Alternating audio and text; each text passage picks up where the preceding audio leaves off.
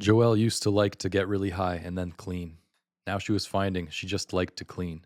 She dusted the top of the fiberboard dresser she and Nell Gunther shared. She dusted the oval top of the dresser's mirror's frame and cleaned off the mirror as best she could. She was using Kleenex and stale water from a glass by Kate Gompert's bed. She felt oddly averse to putting on socks and clogs and going down to the kitchen for real cleaning supplies. She could hear the noise of all the post-meeting nighttime residents and visitors and applicants down there. She could feel their voices in the floor.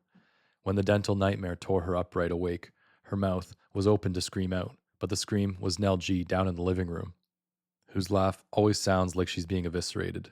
Nell preempted Joelle's own scream. Then Joelle cleaned. Cleaning is maybe a form of meditation for addicts too new in recovery to sit still. The five-woman's scarred wood floor had so much grit all over, she could sweep a pile of grit together with just an unappliqued bumper sticker she'd won at BYP.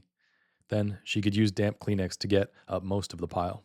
She had only Kate G's little bedside lamp on, and she wasn't listening to any YYY tapes, out of consideration for Charlotte Treat, who was unwell and missed her Saturday night lively meeting on Pat's OK and was now asleep, wearing a sleep mask, but not her foam earplugs.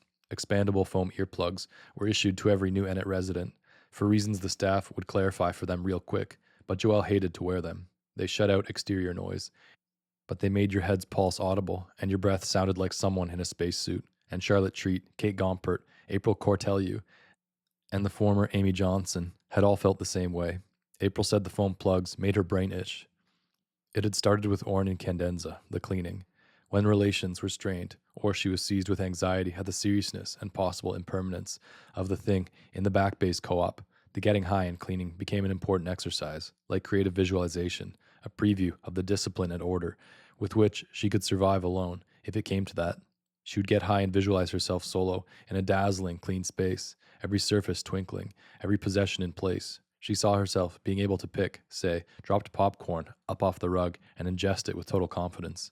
An aura of steely independence surrounded her when she cleaned the co-op, even with the little whimpers and anxious moans that excited her writhing mouth when she cleaned high. The place had been provided nearly gratis by Jim, who said so little to Joelle on their first several meetings that Orin kept having to reassure her that it wasn't disapproval. Himself was missing the part of the human brain that allowed for being aware enough of other people to disapprove of them, Orin had said, or dislike. It was just how the Mad Stork was. Orin had referred to Jim as himself, or the Mad Stork, family nicknames, both of which gave Joelle the creeps even then.